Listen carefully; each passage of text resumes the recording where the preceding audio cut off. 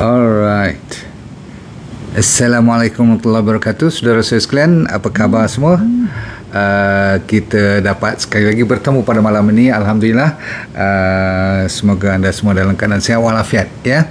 Baik, sambil kita menunggu lagi 5-10 saat bagi peluang untuk mereka yang ingin masuk, anda yang lain tu 99 tu bolehlah kita review balik apa yang kita maksudkan dengan 3 serangkai. Semua dah tahu belum 3 serangkai, penyakit 3 serangkai ni? Sebab kadang-kadang tak semuanya tahu kan, terutama sekali yang bukan berbahasa Malaysia ataupun mereka sendiri yang daripada perkampungan mungkin tak faham apa 3 serangkai. Okey, selalunya 3 serangkai ditafsirkan ada 3 penyakit dalam diri anda. Satu yang paling popular ialah apa dia? Cepat tulis, diabetes. Nombor 2 yang paling popular di Malaysia juga, hampir ada 3 juta yang diabetes, 3 juta lagi minimumnya high blood pressure. Dan selalunya mereka ada berganding bau dengan high kolesterol lah. Namun zaman moden sekarang orang kata apa, ditampalkan sekali, ada tempel dengan penyakit jantung pun ada, setengah orang penyakit obesiti pun tercampur sekali dalam 3 serangkai dah, jadi 4-5 serangkai dah. Sebab apa? Semuanya berangkai-rangkai. Bahkan ada orang sampai ada penyakit-penyakit kulit seperti autoimmune disease pun datang sekali. Okey, jadi kita fokus pada malam ni cuma 3-4 ni saja cukup. Yang paling penting diabetes, high blood pressure, kolesterol. Okey, obesiti dan penyakit jantung, saya kata apa, dia selalunya ada sikit gandingannya. Okey, kebiasaan. Jadi tuan-tuan sekalian, saya ingin mulakan dengan 10 jenis makanan. Kalau ada masa kita discuss, ada bonus-bonus makanan lain yang anda perlu tahu. Saya ada tulis kat sini banyak, tetapi saya dah pilih 10, di mana benda ni memang selalu sangat kita berdepan. Tapi malam ni saya guna perkataan wajib. Sebab apa? Kalau tak diwajibkan, kita cuma orang kata apa, main-main saja. Jadi kalau dia tidak endah, penyakit ni maksudnya tidak nampak sebarang kebaikan ataupun pemulihannya agak terlalu lambat ataupun tidak meyakinkan, nanti you salahkan pula apa nasihat yang kita nak beri ni. Tapi ramainya kalau dia disiplin so far dengan amalan-amalan apa orang kata D&D diet yang saya bagi, dan juga jaga tidur, jaga stres, dan jaga pergerakan badan, mereka selalu mendapat orang panggil apa, manfaat. Namun malam ni saya nak fokus supaya you jangan buat-buat tak tahu pula. Saya nak sebahagian daripada 5 daripada 10 ni you dah biasa sangat dengar, tapi lagi 5 tu mungkin you tak perasan. Bukan tak pernah dengar, tapi tak perasan. Jadi apa salahnya kita saling ingat memperingati. Boleh? Okey, Assalamualaikum warahmatullahi wabarakatuh. Terima kasih kerana sudi join. Tolong tekan share, tekan like, apa lagi orang kata, love, and kalau dah YouTube tu tolong subscribe, ya. Baik, nombor 1 tidak lain tidak bukan, semua dah tahu. Kalau saya sebut ni jadi boring, jadi saya tinggal benda tu belakang sekali nanti, sebab yang tu semua dah tahu.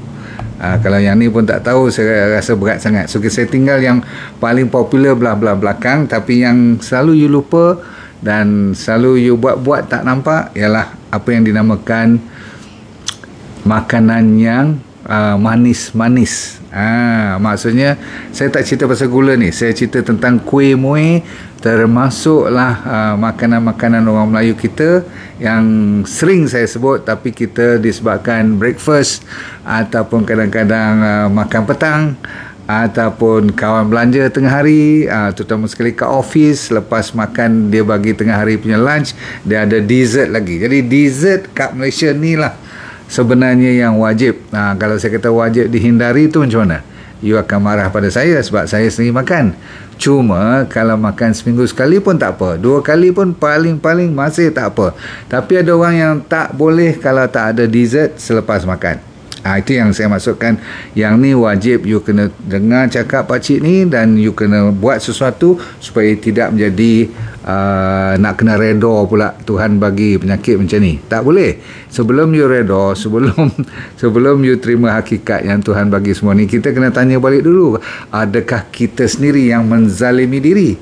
Kalau saya dah bagi tahu ni, memang dah confirm. Contoh makanan, kan baru ni saya pergi Kelantan kan, you bagi tahu kat saya makanan apa yang tak ada tepung, sebab you mesti fikir gula je kan. Tapi benda yang tepung tu, benda yang kadang-kadang ada tak pewarna, ada tak yang lapis-lapis tu, betul tak? Merah putih, lama-lama jadi merah terus, betul tak? Melawak juga. Kuih lapis. Apa tu, kuih jangan sebutlah, berlambat-lambat dia punya jenis. Sekarang kita campur pula dengan makanan Mak Saleh, seperti dah datang kat Malaysia dah lama dah, donat, apa lagi ni lah, croissant kan. You pergi kedai-kedai bakery, kedai-kedai cafe kan, dia jual kopi, ada beberapa puluh jenis, dengan ice latte-nya, ya, frappuccino-nya, nama sedap-sedap kan, kopi O-nya, long black lah, americano, semua tu okey lagi. Tapi bila you order dia punya apa orang kata makanan-makanan tu, you kena hati-hati. Faham? Okey. Satu. So habis dessert boleh? So you jangan pula sedih. Saya tak kata sampai seminggu-seminggu, 7 hari you tak boleh tempuh satu kuih yang you minat tu, nampak sampai air liur meleleh tu, tak salah. Nanti you tak akan tahan lama. Saya nak benda ni bertahan selama-lamanya, sehingga kan kalau you rasa nak cuit sedikit, nak makan satu ketul, silakan. Jangan kita menangis. Nombor 2 ialah aiskrim. Benda ni kan saya dah kata tadi, benda yang selalu you tengok depan mata you, tetapi kalau you ahli atau kepakaran you ialah merasa aiskrim mana yang sedap, you yang paling pandai. Cerita yang ada macam-macam lah, dengan kan ada dekat 12 ke 16 dalam box-box tu. Kalau you pergi kat hotel-hotel kan, you kadang-kadang tak ambil satu, you ambil sekurang-kurangnya 2 jenis, betul? Yang ada jagung, yang ada pistachio, yang ada durian pun ada. Tapi dalam aiskrim tu, kalau you tahu, semuanya ubat penyakit. Ubat penyakit pula. Semuanya tak boleh kita bagi kepada orang yang ada 3 serangkai penyakit-penyakit: diabetes, blood pressure, kolesterol, obesity. Memang tak tahan. Penyakit jantung pun tak tahan dengan aiskrim ni. Kebetulan saya cerita ni, inilah makanan yang saya minat sangat dulu-dulu. Sekarang pun masih minat. Kalau birthday saya selalu kata, kalau you tak beli apa ni lah, staff saya dah tahulah, kalau tak beli aiskrim kek, kan kek tapi aiskrim, saya mengajuk dulu-dulu lah. Sekarang kalau dia orang beli, saya kata potong kecil je, potong nak kena makan juga sebab sedap. Tuan-tuan sekalian, aiskrim ni merupakan musuh utama. Kalau you tengok di dalamnya kan, dia ada bermacam-macam selain pada gula, dia punya berbagai perasa dia. Lepas tu ada lagi dia punya karbohidrat dia, ada susu lagi kan, jadi macam-macam lah. Dan pengawet dia tu mestilah nak tahan lama dan sebagainya. Jadi tuan-tuan sekalian, tolong pastikan aiskrim merupakan musuh kedua kita. Kalau you nak baik lah. Kalau tak mau baik ataupun tak kisah lambat baik, tak apa. Saya ni nak bagi peluang kepada anda mempunyai kuasa untuk membetulkan keadaan diri sendiri. Nombor 3. Ready? Nombor 3, yang ni semua pernah dengar, perkataannya ialah semua jenis proses food. Yang ni agak sukar sikit, sebab kat mana kita nak cari makanan yang tak diproses? Selain daripada kalau isteri kita masak sendiri, ataupun you tengok depan mata you ambil daripada peti ais tu sayur ke, ataupun makanan-makanan daging dan sebagainya. Kalau terpaksa juga makan daging, mesti fresh, organik semua. Mana you nak cari? Kalau kita makan kat luar pula kan, mana kita nak cari makanan-makanan walaupun nampak sihat, termasuk sayur-sayuran dan sebagainya, kadang-kadang dia masuk MSG lagi, betul tak? Jadi yang penting ialah proses food ni, apa saja yang lebih teruk daripada yang kita nampak atas meja makan kita. Maksud yang ada dalam paket. yang ada dalam tin, yang ada dalam ni lah, kelongsong-kelongsong, bahasa utara, kelongsong-kelongsong ni dia dah pack siap-siap dah kan, ada dalam berbagai cara, ada dalam plastik, ada dalam Tupperware, ada dalam macam-macam jenis, dan they advertise betul-betul depan supermarket tu. Kalau you masuk, saya kata apa selalu, 80% semuanya dah diproses. Sebab apa? Dia selalunya ada tarikh luput. So kalau you boleh, untuk orang yang 3 serangkai ni, pesakit-pesakitnya, boleh tak jangan banyakkan makanan yang you boleh baca tarikh luputnya. Berarti dia tulis kat situ 2024, 2023 bulan 12. Jadi you rasa lambat lagi nak basi, lambat lagi nak buang makanan ataupun ni lah, minuman ni yang dah diproses ni kan. Yang ni yang saya masukkan. Kalau you boleh tolak ke tepi, kalau ada choice, pilihan lain, ambil pilihan yang buat masa tu minum, buat masa tu makan. Boleh. Dia tak payah banyak you simpan dengan pengawet ataupun ni lah, supaya dia tahan lama semua ni. Bahan-bahan tu selalunya sintetik dan membahayakan badan, dan juga untuk diabetes dan blood pressure susah nak baik. So macam mana tu? Kalau tengok kat dapur, banyak tak yang ada tarikh luput? Okay, ada deadline dia. So itu dah nombor berapa tu? Nombor 3. Nombor 4 pula, aiskrim 2, 3. Okay, bersembang tentang processed food. Satu lagi yang paling dahsyat ni, yang betul-betul you kena nyahkan daripada, kalau boleh dalam pemakanan you lah, iaitu dinamakan processed meat. Tadi processed food, tapi saya tegaskan kepada processed meat, maksudnya daging yang telah diproses. Itu bermaksud saya tidak mengatakan daging tak boleh makan langsung, tapi saya mengatakan daging yang dah diproses. Ini you pernah dengar saya ceritakan, tapi saya ingatkan lagi supaya anda yang pandai tu cuba tulis kejap kat saya. Cuba bagi contoh-contoh apa dia yang dimaksudkan dengan daging yang telah diproses. Banyak. Dan selalu kadang-kadang kita dengar advertisement, kita nampak pun mereka selalu ni gergasi besar yang dah famous, yang laku sangat.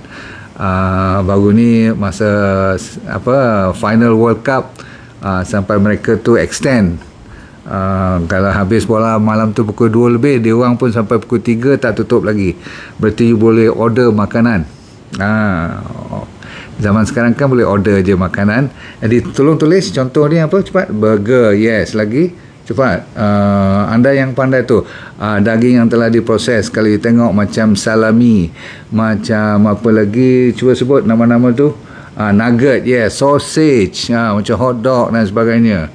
Kan semua ni dimasukkan kat peti ais lagi, dah disimpan. Ada juga tarikh luput. Betul? Ada tak dia yang tulis kat situ? To be consumed before certain date. Saya tak tahulah mereka boleh tahan sampai 2 tahun tak. Selalunya kementerian ataupun jabatan-jabatan yang bertanggungjawab, mereka bagi maksimum 2 tahun. Berbola daging, yes, meatball. So anda tengok tak apa lagi yang you boleh tengok di supermarket tu. Kalau daging dia bukan fresh, itu pun datang dah berbulan-bulan, katakan you import daripada Australia ke New Zealand ke, kononnya memang best lah. Tapi kalau daging tu belum diproses, insyaAllah dia boleh tahan dalam keadaan yang masih tidak ada bakteria semua. Dalam peti ais tu okey, freezer semua tu boleh tahan. Tapi bila dia tukar, dia ada garam, dia ada MSG, dia ada pengawet, dia ada tak tahu apa lagi. So tolonglah yang potongan ataupun orang panggil daging-daging cold meat, apa dia panggil tu, cold cuts, yes, yang dia panggil cold meat tu kan, selalunya you buat sandwich kat kedai-kedai bakery semua tu, dalam protein campur dengan karbohidrat. Roti pula, roti yang putih, roti yang they call it white bread, cantik. Bila you tahu sangat-sangat kan, bila karbohidrat yang refined, yang dipanggil karbohidrat yang berbentuk roti-roti putih ni, okey, karbohidrat yang putih ni, okey, yang flour, yang ada tepung semua ni, bila kita makan dia campur dengan protein, dua ni campur, dia akan melekat. Dia melekat akan menjadi Untuk orang biasa pun akan membawa pada penyakit. Bahkan kalau you dan saya dah ada 3 serangkai, akan jadi 4 serangkai nanti. Confirm. Kan saya kata nanti, kalau lepas pada high blood, diabetes, kolesterol, datang obesity, datanglah penyakit jantung. Kalau tidak pun penyakit stroke nanti. Itu yang kita risau tu. Baik.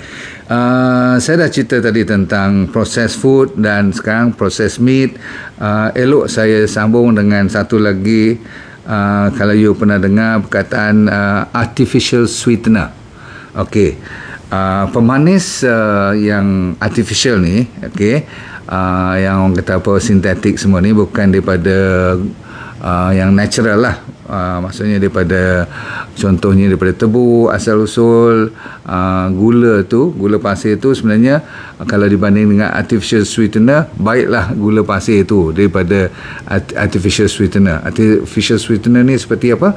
Aspartame, sucralose, all these names ni memang mereka diperbuat demi untuk nak cover supaya orang macam kita ni, public, tengok nama dia bukan gula, it's not sugar or it's not sucrose. Jadi orang anggapkan kalau tak ada 2 nama ni dah clear. Padahal you boleh ambil stevia, you boleh ambil monk fruit, semua tu masih boleh. Namun kalau you suka sangat kepada artificial sweetener ni, selalunya ada dalam mana? Cuba bagi tahu. Selalunya dalam makanan, dalam minuman, they call it soda pop ni, ataupun minuman inilah yang apa dia panggil carbonated drink, betul. Dan brand-brand tu tak payah saya sebut lah, dah terkenal. Ada yang dah berpuluh-puluh tahun, ada yang kalau you dengar zaman-zaman sekarang ni mereka masih lagi berleluasa menjadi sponsor. Ada yang dah lama, ada yang dah baru pun sekarang ni. Kalau you tengok, boleh sponsor sampai beratus million satu tahun. Mana datang duit tu? Saya nak tanya you all, daripada mana dia kumpulkan keuangan sampai begitu banyak? Selain daripada cuba, saya cakap kasar sikit malam ni, boleh tak? Sebenarnya membunuh begitu ramai rakyat secara halus. Apabila you dah gian dengan makanan atau minuman yang dah ada, pendek cerita, gula lah. Sebab apa? Sama ada you sebut dalam bentuk aspartame ke, semua tu artificial sweetener lagi memburukkan keadaan. Saya ulang, artificial sweetener dia punya kesan mudaratnya lebih teruk daripada gula. Tetapi sama ada gula atau artificial sweetener, asalkan dia masuk je dalam tu dan dia tak boleh jual tanpa kemanisan. Saya ulang, tanpa kemanisan, tidak ada sweetener dalam minuman mereka tak boleh jual. Sebab apa? Kalau you tengok eksperimen yang orang buat, lebih daripada 50% daripada kandungan setiap tin atau setiap botol yang kita beli tu, Masya Allah. Saya pun segan nak cakap banyak-banyak ni, sebab banyak kawan saya yang kadang-kadang sampai menyanjung tinggi pula brand-brand ni. Sehingga kan mereka tak peduli sama ada rakyat kita begitu ramai sekali yang tak boleh baik dengan penyakit 3 serangkai ni. Kalau mereka meneruskan, tak payah banyak, 1 hari 1 tin cukup, 1 hari 1 botol pun dah cukup.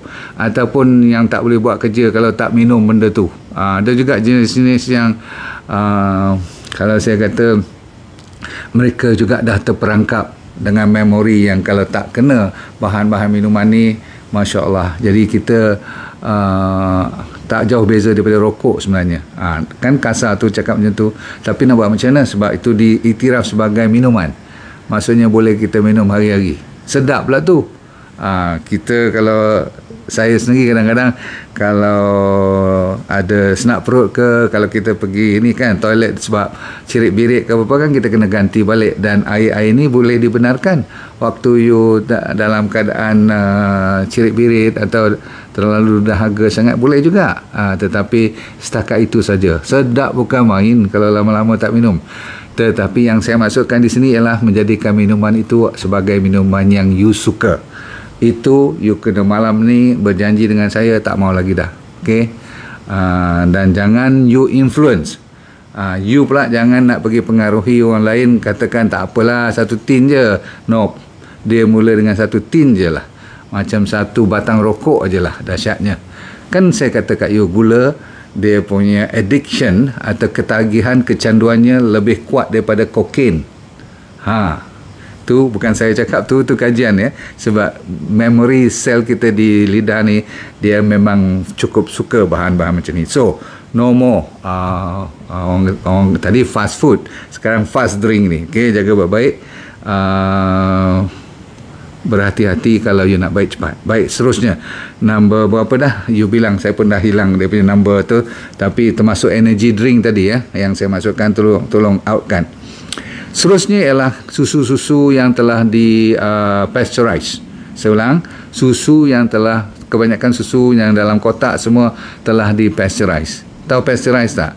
Maksudnya telah dimasak, dipanaskan supaya mati semua bakteria. Kalau dia tak pasteurize, you tak boleh minum, dan anak cucu you kalau minum, bahayanya amat sampai boleh keracunan minuman.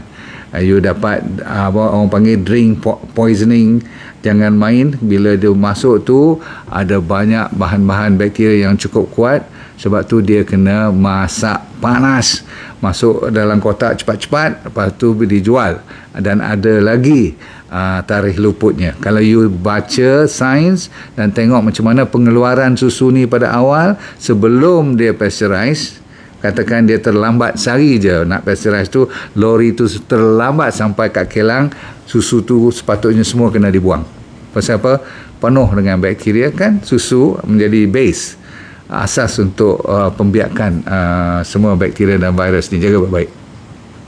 Dan sampai kadang-kadang ada nanah-nanah pun bahagian susu bila diambil daripada ibu-ibu, yang kalau you tengok cara dia orang bela untuk dapatkan susu-susu ni pun menakutkan. Mungkin you tak pernah tengok kot, tapi sekarang apa yang susahnya, buka YouTube je, okay, press kat situ milk production, macam mana dia bela lembu-lembu ni. Kesian tak kesian mereka tu satu cerita. Itu dari segi apa orang panggil satu mazhab lain pula. Tapi saya lebih kepada yang you dan saya jangan membenarkan diri ambil susu daripada kotak semua tu, kecuali susu-susu daripada kacang semua tu lain. Ni yang saya katakan susu binatang.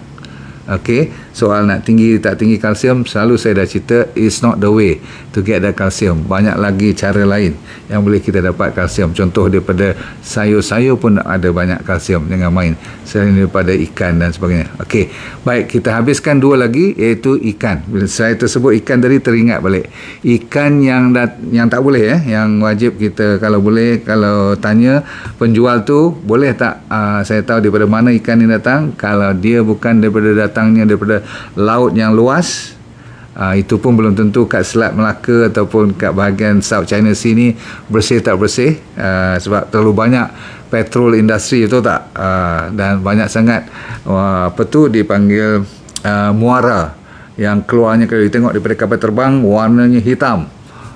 Muara-muara tu tak kira lah bahan-bahan racun lain semua tu daripada kilang semua kan. Jadi bila dia masuk mercury, lead, arsenik ke laut, ikan-ikan ni lah jadi mangsa. Kesian dia orang, padahal ikan one of the best makanan, termasuk siput dan sebagainya. So kalau you tahu dia organik, dia bersih, makanlah. Bagi saya itu one of the best. Tapi kebanyakan kalau tangkapan tu masih lagi di laut-laut yang you belum kenal pasti, tolong tolak ke tepi. Itu dia. So nak makan apa? Yang lain makanlah yang saya tak cerita ni. Ada lagi banyak beribu makanan kan kat Malaysia pula tu. Cuma kita tutup cerita dengan you biasa dengar tak yang dipanggil trans fat. Okey, selain daripada gula, adik dia yang paling orang takut untuk menjaga kesihatan ialah trans fat. Maksudnya minyak-minyak yang datang daripada proses, minyak yang diproses berkali-kali dipanaskan, hydrogenated semua kan, canola oil, sunflower oil, soya oil, oil yang kita tengok di kedai-kedai buat makan buat restoran semua tu, takkan dia nak beli minyak-minyak yang mahal-mahal kan, contohnya. Tapi kita alhamdulillah kat Malaysia kita masih ada lagi kelapa sawit, minyak kelapa, alhamdulillah. So you setengah orang pakai olive oil pun mahal lah kan, ataupun sacha inchi oil, tapi dah mula orang kata apa, diekspor sampai dah tak cukup pula bahan-bahan mentah ni. So anda kena jaga trans fat. Okey, apa-apa saja yang menggunakan minyak-minyak ni, paling-paling pun kalau memang kita pakai juga, saya nampak orang rumah saya pun di dapur ada juga minyak-minyak ni, dibenarkan cuma 1 round saja. Kalau lebih pada 2 round, dia dah mula jadi sehingga kan ada orang buat kajian minyak-minyak ni boleh jadi cancerous. Sebab tu daging tadi, saya lupa nak cerita, kalau you nak bakar dia ataupun nak panaskan dia atas api semua tu, jangan sampai rentung. Tahu rentung tak? Sampai jadi cakul tu. Jadi kalau sate tu, kalau boleh, kalau you geng dengan pembakar dia, kata boleh tak abang bagi jangan sampai rentung sangat, boleh tak? Sebab apa? Yang rentung tu boleh keluarkan nitrosamin dan boleh menyebabkan kena kanser pun. So saya janji nak tutup dengan apa? Tidak lain tidak bukan gula. Dan gula selalunya yang you dah tahu dalam bentuk gula pasir tu. Okey, yang tu betul lah, semua dah tahu. Jangan galakkan diri you ambil gula langsung. Tetapi yang paling you kena ingat malam ni ialah yang dipanggil high fructose corn syrup, HFCS. Cuba kopi ni elok, HFCS. Sebab HFCS ni lah, high fructose corn syrup ni lah, yang banyak atas orang kata apa, chef di pasar raya tu, yang you tengok kat supermarket semua tu, semua yang saya kata processed food tu ada, mau tak mau hampir 70-80% daripada yang kita risau adalah antaranya HFCS, high fructose corn syrup, yang berbagai nama dia beri. Jadi anda jangan ingat cuma dia tulis kat situ sucrose atau fructose, glucose, tak ada. Nama-nama tu dia tak akan main. Bahkan dia cukup takut nak letak perkataan sugar pun. Jadi kalau dah ada perkataan sugar tu lain cerita lah, you dah boleh tolak ke tepi. Tapi kalau you tengok nama-nama yang you pun tak faham, you tanya saya pun tak ingat, berarti susah sangat nak sebut, jangan beli. Berarti dia dah mula modify. Okay? Sebab makanan asli, makanan yang dibenarkan, makanan yang digalakkan ialah makanan yang you boleh baca dan faham. Kan? Katakan dia tulis kat situ spinach, atau bayam, ataupun bawang, ataupun curcumin, maksudnya kunyit, halia. Kan nama-nama tu you tahu kan? So nama-nama jambu, kiwi, avocado, kan nama tu you faham. Jadi tak payah dia nak buah avocado dengan tak apa-apa trans apa lagi tu. Sebab bila dia letak tu berarti dia dah modify. Avocado yang paling kata top tu pun kadang-kadang orang modify juga. You pernah dengar kan, sampai tembikai semua orang injek bahan-bahan pemanis dan pewarna merah tu kan. Jadi sekarang ni kita berhati-hati dan kita jangan dengar cakap orang. Kita guna pemikiran kita yang waras. Malam ni saya bagi 10, tapi 10-10 ni kalau boleh you tolak ni dulu. Jangan sampai terlalu banyak saya bagi, sampaikan nanti saya pun jadi malu ke anda sekalian. Sebab saya pun kadang-kadang terpaksa makan juga. Kadang-kadang kita pergi kedai kan, takkan nak sombong kata I don't take. Yelah, kalau you order coffee for instance, kadang-kadang kalau kawan order kopi tarik kan, you order kopi biasa, dia takkan kata you tak geng dengan dia. Yang tak jadi geng kalau you kata aku tak boleh lah, kedai ni macam-macam tak boleh makan, tak sah. Adanya yang you boleh makan, kopi kau kata, dia orang pun geng dengan you juga. Dia nak order tarik, biarlah dia order tarik. Tapi kalau dia berpenyakit, you tegur-tegur lah, kau ni kontrol lah sikit susu pekat tu. Kau nampak tak mamak tu, bila dia nak buat tu dia tarik kan, dia bukan cedok, dia tolak ke bawah, 1, 2, kadang-kadang 3 dia punya sudu untuk nak buat teh tarik tu, betul tak? Jadi teman-teman sekalian, berhati-hatilah. Apa saya kata ni adalah bertujuan untuk menyelamatkan seramai mungkin supaya you tidak terperangkap dengan apa yang berlaku di dunia sana, InsyaAllah. Sebab apa? Bila kita sakit nanti kita berseorangan. Saya ulang, bila kita sakit nanti kita sentiasa akan ketinggalan keseorangan. Okey, jumpa lagi. Semoga dunia anda sihat walafiat, dunia bahagia, akhirat syurga, senyum-senyum, dan let go, feel good all the time. Assalamualaikum warahmatullahi wabarakatuh. Bye.